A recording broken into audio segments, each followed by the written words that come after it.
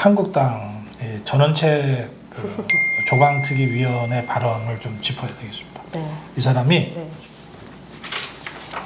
이렇게 얘기했어요. 이 조강특위위원회 외부 위원들이 같이 이 생각을 같이 한다는 식으로 이제 보도가 되고 있어요. 뭐냐면 한국당이 몰락하기 시작한 시점은 2012년 비대위 때부터다. 비대위. 그때 경제민주화 강령을 받아들이고 또 그거 주장한 김종인도 영입한 거죠. 비대위원으로. 그리고 빨간 색깔로 당색을 바꿨을 때부터 당이 몰락하기 시작했다. 그리고 이 사람은 이 조강특위 외부위원 4명이죠. 전원책을 포함한 4명이 당원, 당직자, 당협위원장, 국회의원 여러분에게 드리는 고언이라고 하는 제목의 입장문을 아예 썼어요. 그렇게 해서 이 당원 당규와 상관없이 전권을 가졌던 2012년 비상대책위원회가 경제민주화라는 진보주의 강령을 받아들이고 이념과 동떨어진 새누리당이라는 정체불명의 당명으로 바꾸고 보수를 버려야 한다면서 빨간 색깔로 당색을 바꾸었을 때 한국당은 침몰하기 시작했다. 왜 그때 아무도 저항하지 못했나? 명망가 정치, 보수 정치에 매몰되어 당내 민주주의와 동떨어진 충성 경쟁을 벌일 때 한국당은 무너졌다. 이렇게 딱 진단을 했어요. 어떻게 생각하세요? 저 먼저 얘기한다면 네. 저는 일단 그때 당시는 비상시국이었습니다. 네. 그러니까 저는 인정하는 부분이 있고 인정하지 않는 부분이 있는데 네. 비상시국이었다는 게 이미 2012년도에 굉장히 이제 그때 지지율이라든지 이런 것들이 완전히 앞서가지는 않았거든요. 네. 박근혜 후보가. 네. 그랬을 때 어떻게든 정권을 잡겠다. 그 정권을 잡아서 자신들의 어떤 최소한의 어떤 이 꿈을 실현하겠다고 한다면 그때 당시 모든 것 다 바꿔라라는 어떤 그런 그 분위기도 있었고, 그런데 당시 저는 경제민주화를 받아들인 것 자체가 잘못됐던 것이 아니라 그 다음엔 어떻게 할 건데 철학이 중요했다. 철학이 없이 경제민주화를 외친 것이 잘못된 것이지 경제민주화 자체가 잘못됐다라고 생각하지는 않는다라는 게 제 입장입니다. 그러니까 바꾼 것 자체가 지금도 저는 바꿔야 되는데 방향 자체가 어떤 방향이든 그러면 그것이 10년이 가든 100년이 가든 그것이 실현될 수 있는 가치가 돼야 되는데 사실 그것이 지금 없다는 건 당시의 경제민주화는 껍질에 불과했다. 껍질에 불과해서 그냥 외피만 진보해서 갖고 와갖고 현혹한 거에 불과하다. 이게 핵심이라고. 일단 총론적으로 논평을. 네, 저는 이제 이분이 2012년 경제 민주화 받아들일 때부터 당이 침몰했다 이렇게 말씀을 하셨는데 그 당시에 2012년에 정권을 잡지 않았습니까? 총선 승리, 대선 승리. 다 했잖아요. 네. 그게 당이 침몰을 하는데 승리를 하는 거예요. 당의 목적이 정권을 잡는 거 아니에요? 정권 재창출. 그리고 그렇죠. 총선 승리. 그리고 이겼는데 왜 여기서 갑자기 무슨 당이 침몰했다 이런 표현을 쓰시는지 네. 원인 관계 분석이 잘못됐다. 당이 침몰하게 된 원인은 이미 그 탄핵 과정에서 정치적인 분열이 있었지 않았느냐. 저는 그렇게 보거든요. 아니 근본적으로 조강특위가 왜 이런 말을 하는지 왜 그런 말 하는지도 모르겠는데 조강특위가 왜 정당의 지금 가치에 대해서 얘기하는지 그거는 왜 지금 그 가치 정립과 관련한 위원회가 있지 않아요? 따로 있고요. 예. 얼마 전에 가치를 여러 개 나열을 했어요. 거기서 공정분배 이것도 경제민주화 아닌가요? 공정분배는 경제민주하고 좀 공정분배는 다른데 공상학과 그거는 비슷한 거 확실하게 아니에요? 좌파적 네. 개념이고. 자, 제가 이게 굉장히 너무 많은 문제가 지금 포함되어 있어가지고 네. 하나하나 차분하게 좀 짚어봐야 될 부분들이 있고 총론적으로 해야 될 부분이 있는데 저도 제가 총론적으로는 우선 이렇게 생각합니다. 네. 복당파가 박근혜 죽이기를 시작했구나. 이 조강특위 외부위원들의 이 발언은 정확하게 박근혜를 겨냥하고 있는 겁니다. 2012년 비대위 때부터 당이 침몰했다고 했잖아요. 네. 네, 그러니까 2012년 비대위를 이끌었던 사람이 박근혜 위원장이에요. 그러니까 그때부터 당이 침몰한 거니까 당 침몰의 직접적 출발점과 원인은 박근혜 전 대통령이죠. 그래요. 그래서 나는 이 사람들이 왜 이 시점에 정말 생뚱맞게 뜬금없이 왜 2012년 비대위부터 이걸 문제를 제기하냐. 처음에는 저도 긴가민가 했는데 조금 들여다보니까 이 사람들이 모든 책임을 박근혜 대통령한테 뒤집어 씌우는 거구나. 그러면 왜 이럴까? 복당파로서는 너무나 당연하다. 복당파는 박근혜 대통령을 탄핵하기 위해서 밖으로 나가서 당따름 만들고 탄핵한 사람들이에요. 이 사람들 입장에서는 박근혜를 어떻게든 치워놓지 않으면 자기들이 이 당에서 이 메인이 될 수가 없어요. 이런 인식을 하고 있는 거예요. 그래서 제가 보기에 김병준도 영입했고 전원책도 영입했던 것 같아. 지금 보니까 이 사람들이 처음부터, 그러니까 김무성, 김성태 뭐 이런 복당파들이 처음부터, 예? 당에 들어올 때부터 이 사람들이 요구했던 게 다시 떠올라요. 이 사람들이 당에 들어올 때 요구했던 게 뭐예요? 친박청산이잖아요. 친박청산이에요. 그리고 당시에 홍준표가 대선 주자로 있을 때 이 사람들 영입했잖아요.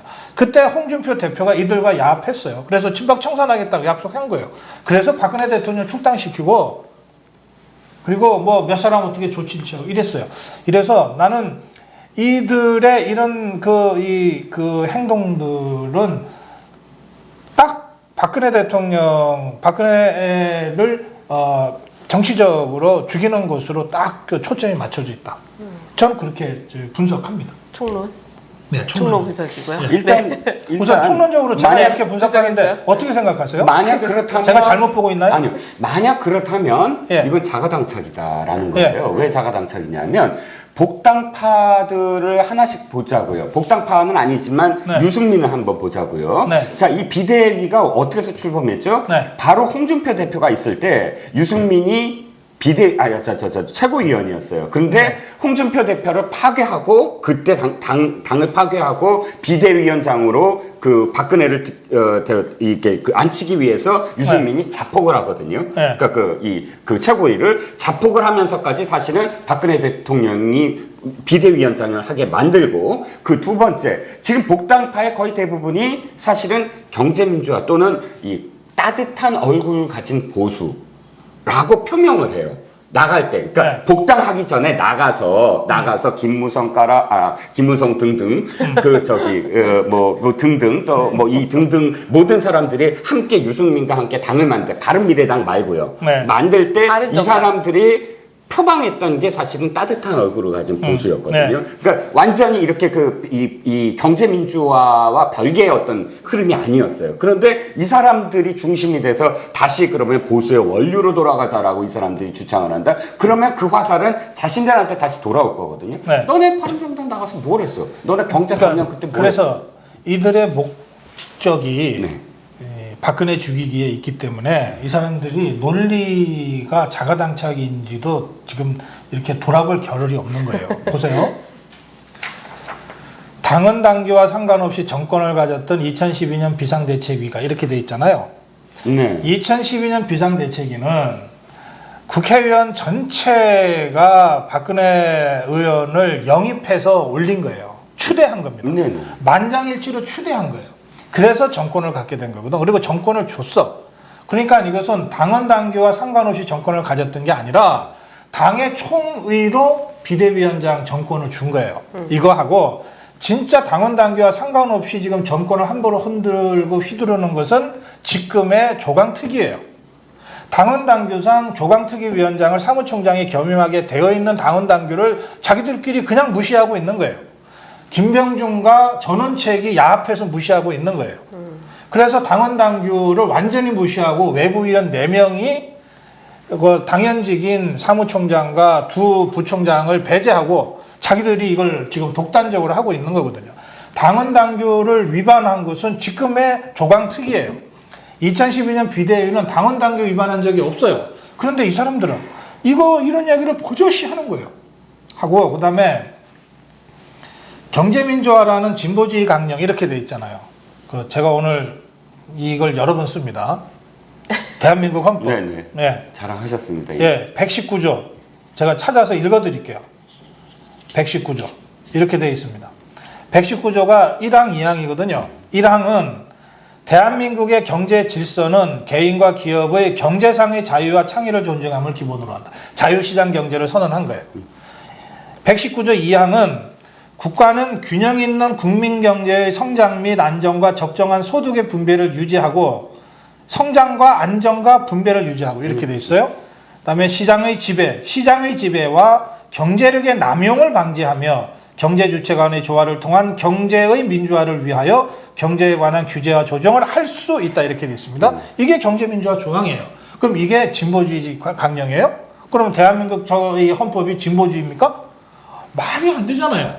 근데 이것을 이 사람들은 경제민주화라는 진보주의 강령을 받아들여서 그리고 이념과 동떨어진 새누리당이라는 정체불명의 당명으로 바꾸고 보수를 버려야 한다면서 빨간 색깔로 당색을 바꾸어서 당이 침몰했다 이렇게 돼 있단 말이에요. 아니 기억나죠? 당 색깔을 바꾸고 뭐고 할 때 그냥 박근혜 당시 비대위원장이 바꿔 해서 바꿨어요? 아니잖아요. 당시에 당시로서는 최고의 광고 전문가 조동원 이 사람과 광고팀이 수달간 작업을 해가지고 정말 이거 해갖고 이렇게 한 거 아니에요. 그것이 잘 됐다 못됐다는 거는 논란할 수 있지만 뭐 치과 의사 무슨 표지냐 뭐 이런 어떤 논란도 있긴 했지만 예. 그러나 그것에 대한 논란은 그것대로 하는 것이지. 그러니까 이 사람들이 자기들 얘기를 정당화하기 위해서 온갖 거를 다 끄집어 들여갖고 지금 논리가 안 쓰는 주장을 하고 있다는 거예요. 그래서 지금의 자유한국당 횃불보다는 그때가 조금 더 세련됐다라고 생각합니다. 그 횃불 좀 이상한 횃불보다. 네. 아니 근데 정말 그런 것 같아요. 지금 제가 어제 그제도 그렇고 한국당 분들을 만나보는데요. 일단 조강특위에 대해서 당에 계신 분들도 기대가 없어요. 특별히 기대가 없어요. 왜냐면 어차피 시간 지나면은 당권이란 거는 전당대회를 통해서 잡는 거다. 그래서 뭐 시간 벌기용으로들 생각하시는 분들이 이제 있었고, 근데 조강특위 이분들은 또 뭔가 다르냐면 전원책 변호사 지금 전원책 변호사만 나오고 있잖아요. 그러니까 전원책 변호사로만 언론이 집중되는 것도 사실은 좀 거북하죠. 다 위원들이 있는데, 위원들이 있는데 그렇다고 뭐 활동비가 나와가지고 뭐 언론사를 만나거나 할 수 있는 것도 아니고, 근데 전원책 변호사가 너무나 많은 말을 하기 때문에 자꾸 실수가 나온다는 거예요. 그런 와중에 지금 이런 얘기가 나온 거죠. 근데 이거는 말 실수는 아닌 것이요. 전원책과 4명의 위원들이 쓴 거예요. 공동명의로 돌린 거죠. 제가 볼 때는 전원책 변호사가 결국 주도해서 그분들을 뭐 이렇게 설득해서 간 것 같은데, 저는 이 원인 관계를 분석하는데 너무나 틀렸다. 틀렸지. 예, 이건 말이 안 되는 얘기죠. 네. 그 2012년 경제민주화 이겼잖아요. 선거했잖아. 선거에 이긴 정당한테 실패했다고 얘기하는 사람은 이 사람이 처음일 거예요. 그럼 실패한 정당은 바른미래당이죠. 바른미래당 총선에서도 하나도 못 건져, 지방선거에서도 못 건져. 그 사람들이 지금 물러나서 들어오네 만회하는 이 판국에. 제가 당시에도 또 논평을 해서 제가 그 생생하게 기억해요. 그러니까 2012년 1월, 2월 이때 모든 여론조사가 한국당 100석도 안 되는 걸로 나왔어요. 그러니까 정말 절체절명의 위기였던 거예요. 오죽 이 위기가 심했으면 그 친이계까지 포함해서 만장일치로 박근혜 당시 의원을 비대위원장으로 추대했겠어요. 박근혜 비대위원장이 그때 여러 가지로 전략적 고민을 많이 했어요. 이를테면 워낙 선거 상황이 안 좋아서 괜히 비대위원장 맡아서 선거 치렀다가 지면 선거 패배 책임을 지고 대선 도전 자체가 어려운 거 아니냐. 그래서 심지어는 그때 이 지금 박근혜 비대위원장 카드는 친이계가 파놓은 함정이야. 지금 이거 덜컥 잘못 맡았다가는 선거 패배 책임을 지고 이 친이계가 파놓은 함정에 빠져서 대권 도전도 못해. 실제로 친이계에서 찬성을 더지 일부 사람들은 그런 의미로 찬성을 했었어요. 그리고 친박 쪽에서도 전략 좀 한다는 사람들은 전부 그래서 반대했어요. 근데 그때 박근혜 의원이 뭐라고 이걸 맡았냐. 당이 어려운데 나더러 하라 그러는데 내가 그걸 어떻게 외면하냐. 그게 정치냐 그랬다고요. 그래서 질 거 각오하고 맡았거든.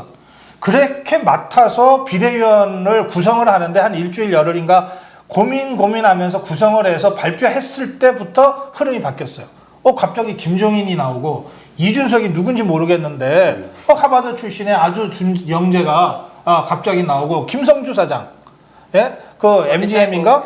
그걸로 해서 아주 성공한 가장 유명한 성공한 여성 기업인이 이 비대위원으로 나오고 이러면서 그 비대위 인선에서 박근혜 비대위원장이 그 반전의 계기를 잡아내잖아요.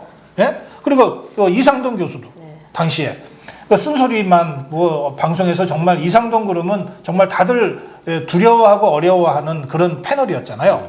이런 사람들을 비대위에 쫙 포진시키니까 그러니까 갑자기 전국의 흐름이 반전해서 박근혜 비대위가 전국을 주도하게 되잖아요.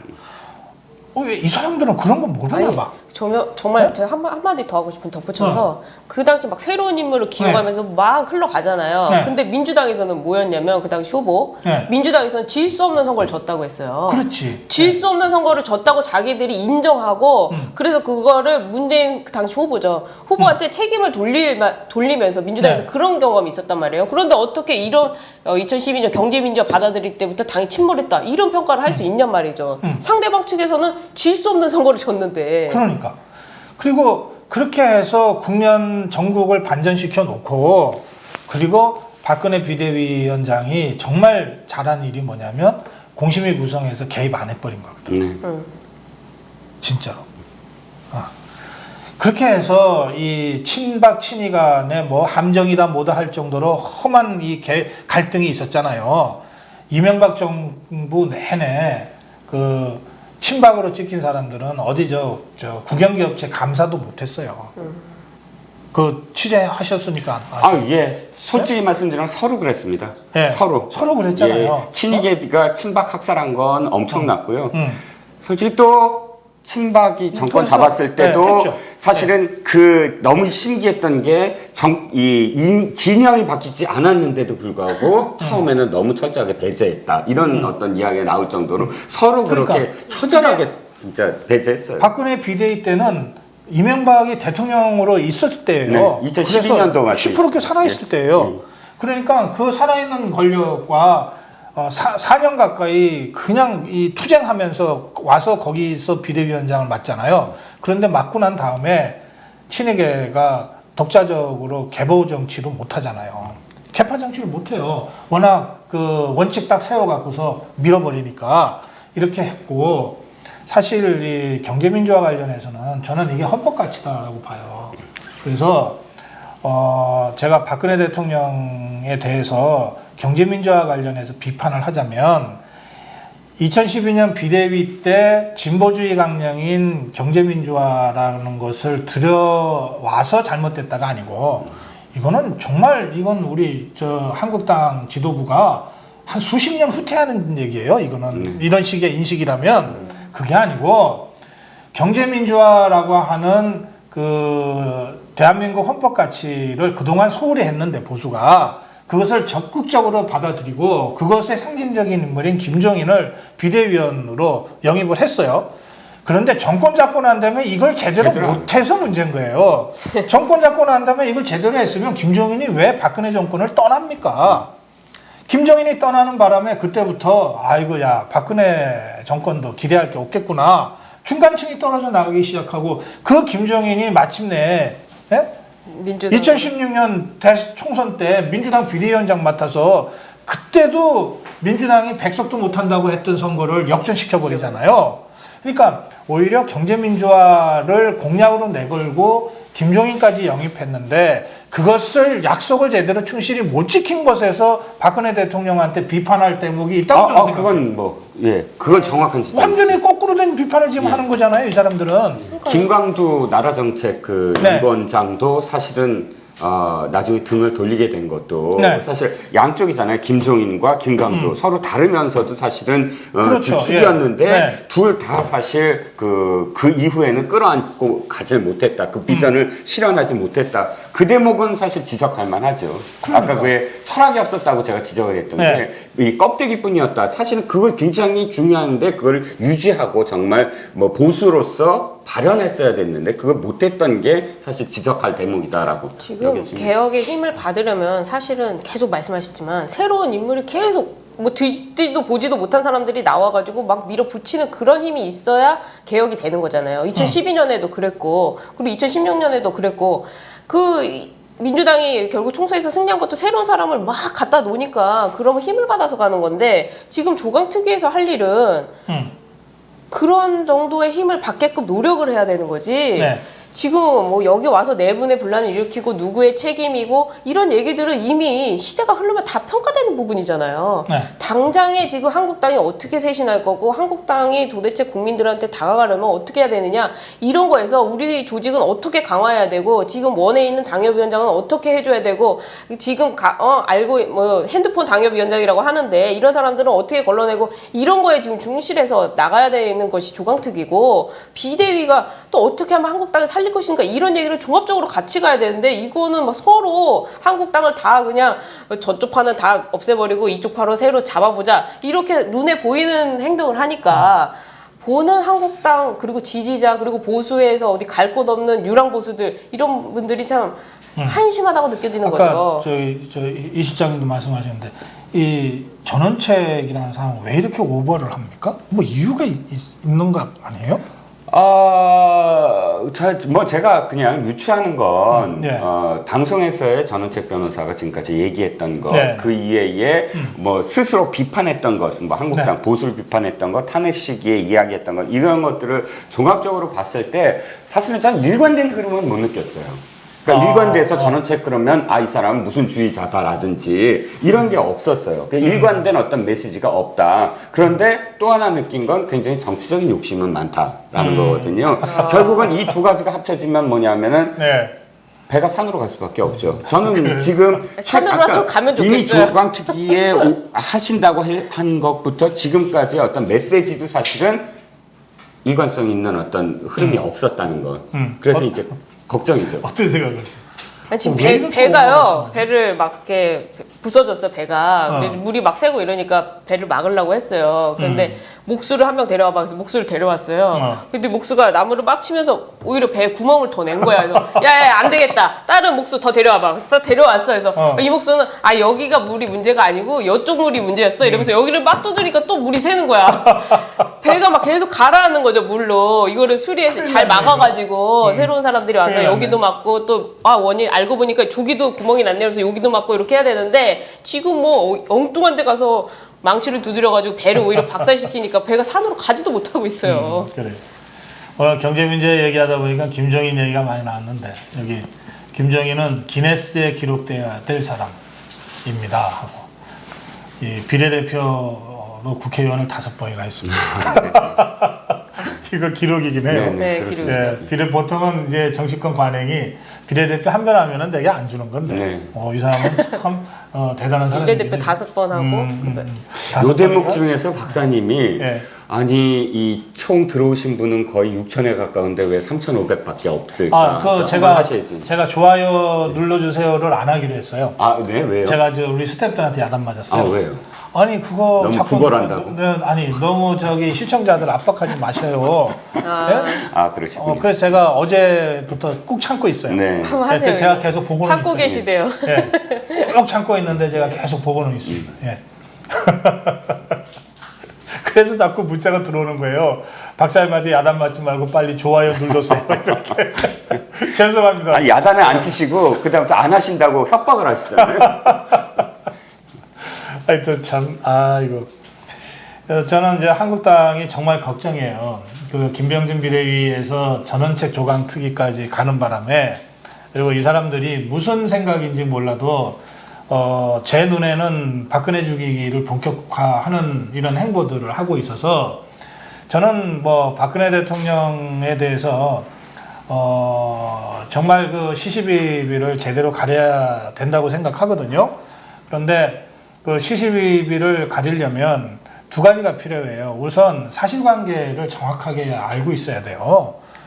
그 엉뚱한 소리하고 뭐 우선 팩트가 아닌 걸 갖고서 이렇게 그 공격하고 지금 박근혜 대통령 탄핵당하고 사법처리 당하는 과정에서 그 가짜뉴스 때문에 이렇게 된 측면들이 많잖아요. 그런데 당 안에 있는 사람들부터 이런 식으로 정확하지 않은 팩트를 가지고 이렇게 공격한다는 것은 정말 이거는 잘못됩니다. 제가 첫 번째가 그거고요. 두 번째는 공과에 대한 균형 잡힌 평가를 해야 돼요. 박근혜 대통령도 사람인데 100% 잘하기만 했겠어요? 뭐 잘못한 일이 있겠죠. 그리고 대통령에서 탄핵당할 정도면 뭔가 잘못한 일이 심각하게 있거나 많거나 했을 수 있어요. 예. 자, 그런데 그럼 이 사람은 그러면 아무 역할도 없고 잘한 일은 하나도 없나? 아니, 그러면 대통령이 왜 됐겠어요? 어떻게 됐겠어요? 그러니까 박근혜 대통령을 역사적으로 평가하기에는 우리가 너무 가까운 시간에 있어서 역사적 평가는 어렵습니다. 역사가들이 한 10년, 20년 후에 평가하겠지만 네. 매일매일 정치 속에서 살아가는 우리들 입장에서는 그래도 균형을 잡아서 박근혜 대통령의 잘못한 점과 잘한 점들을 합리적으로 평가하고 정리해내고 그래야 지양이 되는 거거든. 지양이라는 게 무조건 거부하고 부정하는 게 아니잖아요. 그것은 청산이지. 그 좌파가 지금 이 이명박 청산, 박근혜 청산 하겠다고 지금 하고 있는 거잖아요. 보수는, 우파는 좌파의 그런 무차별적 청산에 대항해서 이 점은 우리가 개선한다. 이 점은 굉장히 잘한 점이라서 앞으로 계속해서 발전시켜 나갈 것이다. 이런 점들이 문제니까 그 점은 우리가 이렇게 개선하겠다. 고쳐나가겠다라고 하는 지양을 해야 되는 거예요. 그런데 저는 이 지금 한국당의 비대위, 한국당의 복당파, 한국당의 조강특위 위원들이 과연 박근혜를 지양하려고 지금 이런 그 깊은 고민들을 하는 거냐? 아니면 청산하려고 지금 칼을 휘두르려고 있는 거냐? 저는 아무래도 후자 쪽인 것 같아요. 그런데 이 좌파들의 청산의 동기와 복당파들의 청산의 동기는 정치적으로 좀 다르다. 좌파는 우파를 괴멸시키기 위한 청산의 동기가 있고 복당파는 그들의 기득권을 수호하고 다시 보수해서 자기들이 주도권을 잡기 위한 그런 정략적 동기가 여기 숨어 있는 것 같다. 그래서 더 음흉하다. 더 비겁하다. 저는 그렇게 생각해요. 제가 이걸 보면서 느낀 거는 어느 정치인이건 간에 공이 있고 과가 있죠. 네. 보통 뭐 07, 과삼 이렇게 얘기를 하잖아요. 네. 그래서 뭐 아무리 과가 있다고 하더라도 공이 있기 때문에 공적인 걸 보고 가는 거 아니겠습니까? 네. 행동한 거. 그래서 물론 뭐 어느 정치인이건 간에 잘못한 것도 있고 잘한 것도 있는데 그렇다고 해서 잘못한 게 조금이 있다고 해서 그걸 다 지웁니까? 그리고 민주당에서 노무현 전 대통령 지워요? DJ가 잘못했다고 DJ 지워요? 아니 YS가 뭐 잘못한 게 있다고 해가지고 우리가 YS를 부정하고 지워야 합니까? 그런 게 아니잖아요. 그냥 고쳐 나가는 거죠. 잘못된 거는 잘못된 거대로 고쳐 나가는 것이고 네. 또 잘한 거는 잘한 거를 계승을 해야 되는데 지금 한국당의 인식은 뭐냐면 야 일단 원인은 박근혜 전 대통령이야. 그러니까 이걸 지우면 돼. 근데 지우는데 누가 지울 거냐? 아 네가 지워 하다가 야 나도 못 지우겠어. 왜? 우리 그러다가 당 사람들이 나를 배신하면 어떡해. 그러니까 너가 칼자루를 쥐고 네가 지워라. 그랬더니 또 이 사람도 야 나도 앞으로 정치할 건데 내가 이 사람들 어떻게 버리고 가냐. 그러니까 다른 거 하나 만들어서 딴 사람한테 칼을 쥐어주자. 자 네가 지워. 자 그래 알았어 내가 지울게 이러면서 자 2012년부터 잘못했다. 지금 이렇게 나가는 거 아니겠어요?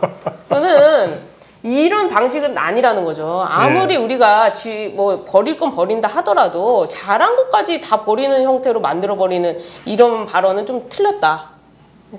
네. 네, 좀 덧붙였습니다. 참, 네. 예, 정말 답답한 상황이 계속됩니다. 예, 자, 근데 이제 또 한 가지 답답한 얘기 좀 하고 오늘 마무리해야 되겠어요? 이렇게 답답한 얘기만 하세요. 아니요, 시청자분들 어제 네. 아이스버킷 챌린지 박사님 머리에 물 맞는 거 보셨는지 모르겠는데 많이들 저기 네. 아이스버킷 문자 많이 보내셨어요. 박사님이 마지막에 물을 맞고 허허 이러는데 정말 너무 웃기더라고요. 아니, 그랬어요? 춥지 않으셨어요? 아니 별 괜찮았어요. 아니, 정말 괜찮았어요. 왜냐면 해가 따뜻할 때 시간을 골라서 그랬어요? 예, 오후 3시 예, 그때쯤 했어요. 근데 네. 이거를 배 이렇게 변호사도 시간 잘 잡으세요. 이거를 해주시는 분들은 네. 파카를 입고 계시던데. 근데 그게 북한산 기슭이라 좀 찬바람이 좀 있긴 예. 있었어요.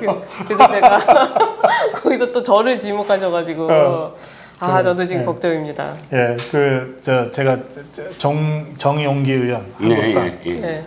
바른미래당 이언주 의원, 네. 그리고 우리 고성호 TV 식구들 중에서는 배변한 배성희 변호사 이렇게 세 분을 특별히 감사드립니다. 아 진짜. 자 마지막 좀 하도 분위기가 답답해서 우리 배성희 변호사가 잠깐 좀 그 손학규 바른미래당의 대표죠. 손학규가 어제 그러니까 두 가지 막 절규를 하더라고요. 막말을 쏟아냈어요. 갈 사람 가라. 네. 바른미래당 안에 갈 사람 가라. 그다음에 두 번째는 한국당 이번 총선 통해서 없어질 정당이다. 네. 청산 대상이다. 아니, 수구 정당이래요. 적폐돼야 될 수구 정당. 네. 근데 이 한국당이 찝적되지 않았으면 손학규가 갑자기 생뚱맞게 이 얘기를 하지는 않았을 거예요.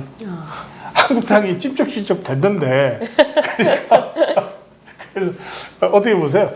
아니 저는 이게 사실 논평거리냐 왜냐하면 이재명이면 다 지지율 논평거리 아니야. 4%의 정당 대표가 지지율 10% 정당이 없어진다라고 얘기한 거 아니에요? 별 의미가 있나요? 그게? 둘 다 의미가 없네. 네, 둘 다 의미가 없어요. 지지율 4%나 지지율 10%나 뭐 그렇다고 또 뭐 굳이 얘기하자면 4% 정당의 대표가 할 말은 아닌 것 같은 생각이 들어서. 그것도 그러네. 어떻게 보세요? 논평 가치가 없대는데. 어떡하지? 논평을 준비해 왔는데.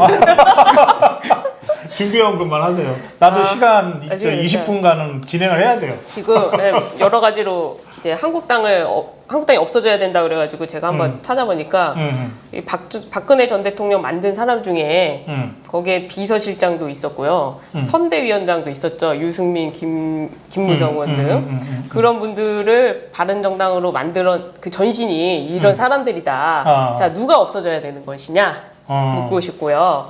그리고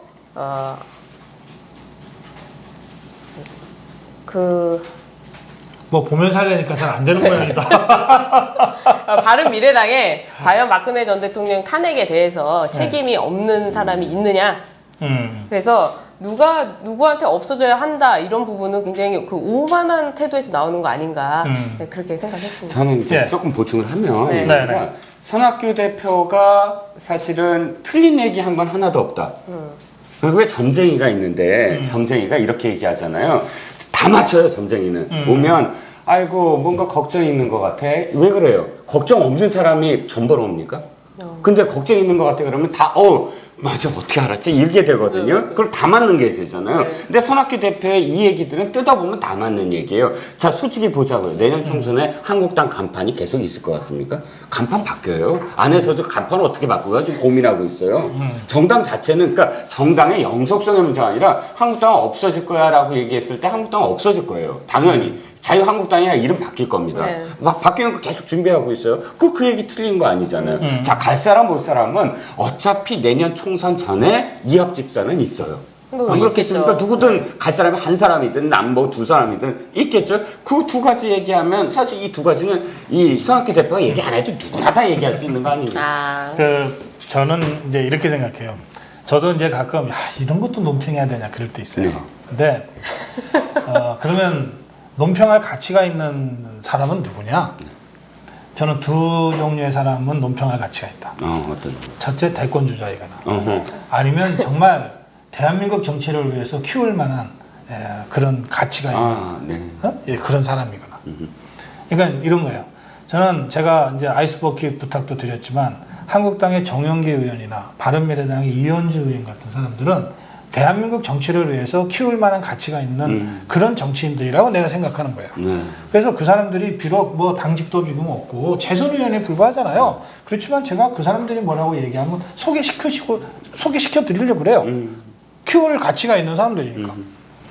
그다음에 대권 주자들은 어쨌든 한국 정치의 메인 플레이어들이기 때문에 개인적으로 제가 그 사람이 싫든 좋든 그 사람의 얘기는 평론을 해야 될 의무가 있어요. 그러면 손학규는 키울 가치가 있나요? 이 사람 키우기에는 너무 나이가 많잖아. 그렇죠. 그러면 대권 주자인가? 의미 있는? 본인은 그렇게 생각하세요? 아니, 유정은 씨. 제가 객관적으로? 아니죠. 어떻게 돼요? 이 두 가지 범주에 안 들어가요. 그래서 논평할 가치가 없다고 다 느끼는 거예요. 어떤 분 손학규가 다음 대안이라고 하시는 분들도 계시던데. 그거는 문 대통령이 한 번 더 출마해야 된다고 얘기하는 사람들이 몇 명 있을 거예요. 그래요? 그런 거랑 비슷한 거예요. 이미 손학규 대표도 박찬종 이인재 반열에 들어가셨잖아요. 아니 우선 그 이인재 의원보다 나이가 더 많아요. 생물학적으로 나이가 많아요. 생물학적으로. 이인재 의원이 68학번이고 저 손학규 의원이 65학번이에요. 65학번이요? 네. 태어난 게 아니고요. 깜짝 놀랐어요. 그래. 아니 그래서 저도 정말 저는 이게 논평 가치가 있냐 없냐를 나름의 원칙을 갖고 제가 네. 판단해요. 자의적으로 하는 거 아닙니다. 네. 제 두 가지 원칙에 이 손학규는 논평할 가치가 없는 사람이에요. 그래서 저는 빼겠어요. 자 빼는데 그러면 바른미래당에 그런 논평 가치가 있는 사람이 누가 있냐? 그런 제 두 가지 기준을 갖고 보면 있어요? 이현주 말고는 없어요. 아, 유승민이 무슨 뭐 논평 가치가 있습니까? 네. 전 이 사람 대권 주자라고 안 봐요. 그냥 아니 대권 주자 아니래도 대통령 선거에 나올 수는 있지. 저 기타금 걸고 나올 수는 있지. 그러나 그게 의미 있는 주자가 아닌데 내가 왜 관심을 가집니까? 예? 저는 5구 대선 뭐 워낙 기울어져서 결과가 빤한 선거였지만 저는 그게 나온 대통령 후보가 5사람이잖아요. 네. 그래서 TV 토론회마다 5사람이 비춰줬잖아요. 네. 그런데 저는 한 번도 거기에 나왔던 정의당의 심상정 후보, 그다음에 바른정당의 유승민 후보에 대해서는 관심 가진 적 없어요. 형식상 대선 후보지만 대통령 당선될 가능성은 없는 사람들이니까. 나머지 3사람은 합종 연행의 결과로 될 수도 있는 가능성을 갖고서 계속 선거전이 있었던 거예요. 홍준표와 안철수가 손을 잡는다든지 또는 둘 중에 누군가가 갑자기 몰락해가지고 네. 그래서 표가 한쪽으로 모인다든지 아니면 선거 결과대로 두 사람이 끝까지 고하는 바람에 쉽게 되든지 3사람은 대통령 될 가능성을 마지막까지 가지고 있었죠. 변수가 있었다. 변수가 그래서 있었죠. 제가 이 3사람은 논평 대상이라고 제가 본 거예요. 아, 그래서 논평 해주시는 그건 거예요? 논평해 주는 거예요. 그건 제가 싫고 좋고를 떠나서 네. 객관적인 정치 실체니까. 네. 그러니까 그런 관점에서 보면 저는 바른미래당에는 이현주 빼고는 논평 이 가치가 없다. 저 그렇게 봐요. 그럼 한국당은 어떠냐? 한국당은 제가 이거는 참 보수 유권자들이 관심을 가지니까 하는 거긴 하지만 저는 제 관점에서 보면 아니 김병준을 논평할 겁니까? 전원책을 논평을 할 겁니까? 김무성을 논평을 할 겁니까? 김성태를 논평을 할 겁니까? 그 논평 가치가 있어요, 그 사람들이? 근데 예. 없나? 이 지금 말씀하신 사람 이해는 아무도 없나요? 지금 한국당. 저는 오히려 누가 있죠? 한국당에서는 왜? 논평 가치가 없는데 잠재력으로는 제가 그래서 정영기 의원 이런 사람 제가 논평한다니까요. 이런 사람도 있어요. 예, 그런데 그렇게 따지면 한국당이 아니라 보수 우파 진영으로 보면 논평할 사람들이 생기는 거죠. 황교안은 좀 그래서 논평을 하는 거예요. 이 사람이 뭐 짧게 한두 마디 한 것도 그것이 갖는 정책 함의가 이러하다 저러하다라고 제가 논평해 주는 거예요. 제가 이렇게 얘기하면 마치 제가 황교안을 지지하는 사람처럼 또 그렇게 들으실지 모르겠는데 그런 거 아니에요. 호오를 불문하고 제가 좋고 싫고를 떠나서 제 개인적 친분 관계를 떠나서 제가 이것은 정치적 실체다라고 보는 거죠. 왠지 점점 또 배병과 제가 야단 맞는 또 느낌. 야단을 예. 맡고 있습니다. 아니 왜 제가 야단 치는 거 아닌데요? 가끔 이렇게 시청자들이 보면 시청자들이 야단 맞고 있다. 또 다시 이제 두 사람이 야단 맞고 네. 있다 뭐 이런 하여튼 뭐 글을 쓰시더라고요. 손학규는 그 정도로 하겠습니다. 네. 제가 사실은 요 문자 때문에 이 문제를 제가 두 분께 마지막으로 질문드리고 싶어요. 박 대통령, 박근혜 대통령 지우다가는 100만 표 날라간다 이랬잖아요. 네. 예? 근데 박 대통령을 지우면 진짜 100만 표 날라갈 것 같습니까? 아니면 더 날라갈 것 같습니까? 아, 지금 근데 저는 이런 생각이 들어요. 예전에 그 노무현 전 대통령이 열린우리당 시절에 지지율이 떨어지니까 탈당시켰죠. 네. 그 탈당시켰죠. 탈당시켰죠. 예. 그리고 이제 다시 민주당으로 아마 개명해서 이렇게 나온 것 같고, 그전에도 이런 일은 쭉 있지 않았습니까? 대통령 지지율이 떨어지면 탈당을 시키고 당과 좀 멀어지면서 당은 살리는 이런 걸 했는데 이번 박근혜 전 대통령 같은 경우에는 당을 버릴 수가 없었던 거죠. 본인도. 본인이 만든 당이라고 생각을 하기 때문에 당을 버릴 수가 없었고, 또 많은 분들이 당 입장에서도 아니 그래도 어떻게 박근혜 전 대통령을 버리냐, 니들이 그러면 돼, 니들이 해놓고는 이런 게 있었고, 또 일부에서는 쇄신을 하려면 버리고 가자. 여기 대통령 탈당하고 그리고 당을 살리는 게 어떻겠냐, 이런 입장이 계속 군대에 온 거죠. 그래서 당에서 이 박근혜 전 대통령을 지우는 거는 지금도 논란의 여지가 있는 문제라고 그래. 생각을 하는 근데 거죠. 이게 지울 수 있는지 없는지 뭐 그건 이제 조금 더 지켜봐야 될 거고 진짜 지우려고 하는 건지도 사실은 제가 그렇게 해석을 했지 저 사람들은 오늘 제 해석 듣고서 야 우리가 오해당하고 있나 봐 뭐 이거 급하게 또 뭐 딴소리 할지도 몰라요. 자 그건 그거고 제가 이제 시청자 문자를 보면서 갑자기 이제 궁금한 생각이 든 거예요. 네. 박근혜 대통령을 지우면 몇 표가 날아갈까? 아까 저 문자는 100만 표 날아간다고 그랬어요. 근데 지금 한 번 더님은 1000만 표 날아간다고 그랬어요. 자, 그러면 그 두 분은 몇만 표 날아갈 것 같습니까? 어느 정도 표가 날아갈 것 같습니까? 아니면 날아가는 표보다 들어오는 표가 더 많을 거다. 이럴 수도 있잖아요. 어떻게 보십니까? 박근혜 전 대통령을 지운다고 했을 때 저는 네. 표는 날아간다고 생각합니다. 1. 그런데 그러나 전략적으로는 박근혜 대통령을 살리자고 했을 때는 100만 표가 날아간다고 저는 봅니다. 이유는 한 가지입니다. 자, 지금 문재인 대통령이 정권을 잡았잖아요. 그리고 지금 그러니까 총선에서 완전히 더불어민주당 판이 됐죠. 지방선거 다 됐죠. 이 세 개의 선거 때 기억해 보세요. 이 더불어민주당과 문재인이 뭐라고 했는가? 노무현을 살리자고 했고 노무현을 복수하자라고 했고 그런 캐치프레이즈가 있었습니까? 없었어요. 없었지. 없었어요. 노무현이라는 말 없었어요. 그렇죠? 자, 지금 형국에서 우리는 그러니까 보수 진영은 정권을 잡아야만 됩니다. 절체절명의 위기예요. 그리고 다음에 돌아오는 총선이나 지선에서 이겨야만 합니다. 그랬을 때 우리가 똑같은 사실 저들이 한 것과 똑같이 해야 돼요. 뭐냐면 여기서 박근혜를 복수를 하자거나 박근혜를 살려야 된다거나 이것이 이슈가 돼서 그것으로서 함몰되다가는 저쪽의 프레임에 그대로 발려 들어갈 수가 있다. 그래서 죽여야 된다고 했을 때 표가 뭐 그렇게 크게 날아가지 않지만 그것을 완전히 전선을 형성했을 때 살려야 된다고 정색을 하고 전선으로 뛰어들었을 때는 100만 표가 날아간다라고 저는 생각합니다. 살리자고 하면 안 된다. 그러나 죽여서도 안 된다. 네. 그 말씀이죠. 네. 예, 그래. 뭐 선거를 앞두고 얘기하는 건가요? 선거? 선거. 총선? 대선. 대선? 총선이건 대선이건. 총선이건 대선이건 이제는 그 프레임은 저도 벗어나야 된다고 생각하는데 그거를 우리 쪽에서 먼저 가지고 가면서 얘기하기는 좀 제가 이렇게 말이 조심스러운데요. 새로운 사람을 많이 기용해서 새롭게 나가야죠. 그래요. 네. 알겠어요. 말이 조심스러우면 안 하시면 돼요. 네. 지금 많은 분들이 이 주제가 굉장히 중요하다라고 생각하세요. 그래서 지금 쭉 이제 올라오는 문자를 보고 있는데 100만 표다, 1000만 표다, 500만 표다. 500만 표라고 하는 분들이 꽤 많으시네요. 자, 그런데 저는 이 토론을 앞으로 계속 해나가야 된다고 생각해요. 예. 아니, 뭐, 세상에 어떤 누가 있어서, 박근혜 대통령을 버리면 몇만 표 날아갈 거야.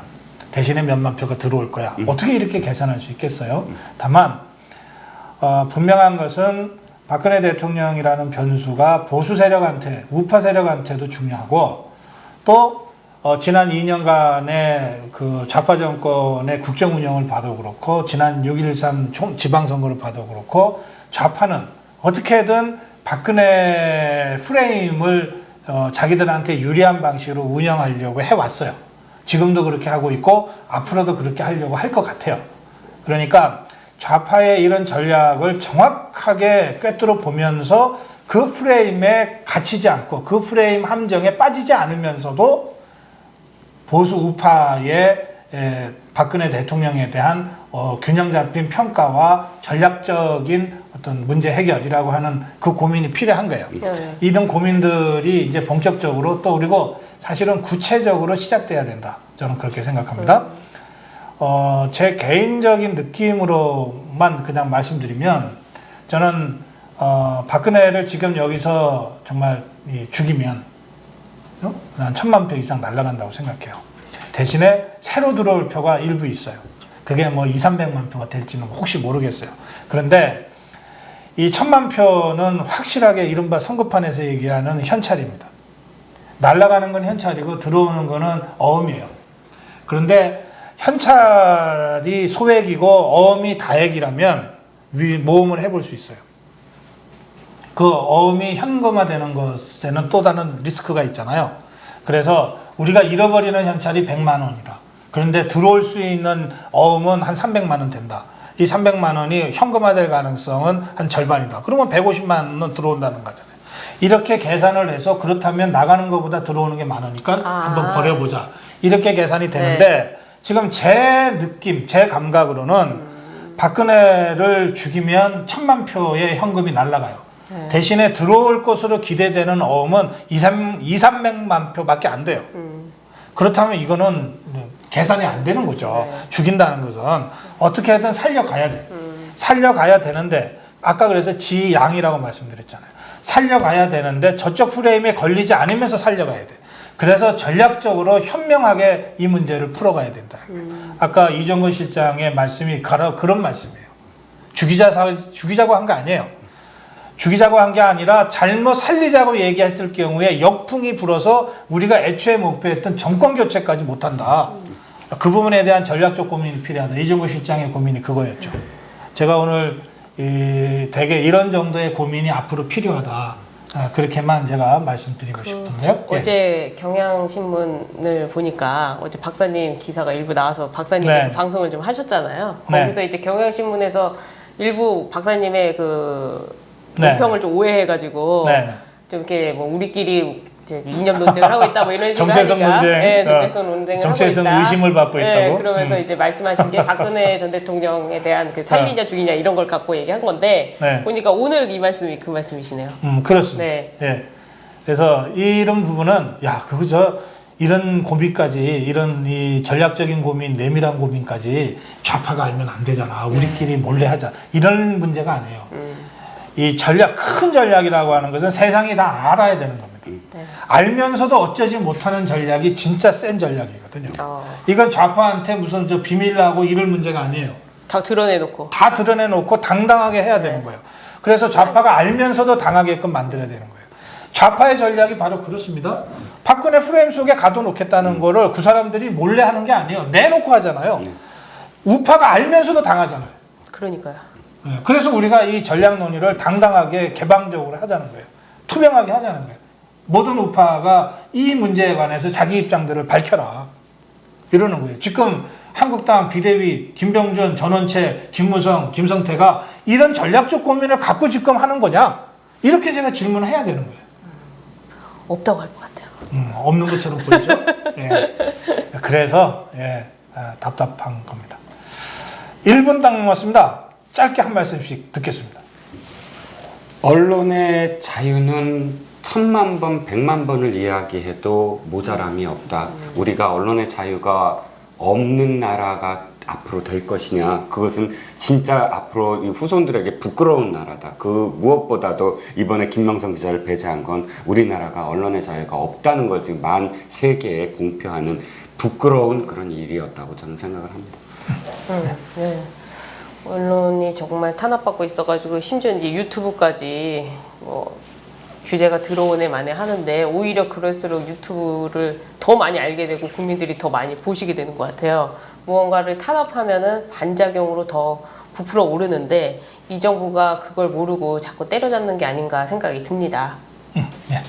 우리 이정근 실장님이 한 말씀 해주시고 총대를 매시는 바람에 좋아요가 4,300 그리고 이제 방송 마무리하면서 5,600명이 함께 하셨습니다. 정말 감사의 말씀을 다시 드리고요. 저희 고성우 TV 내일 아침 9시 생방송으로 여러분 다시 찾아뵙겠습니다. 고맙습니다.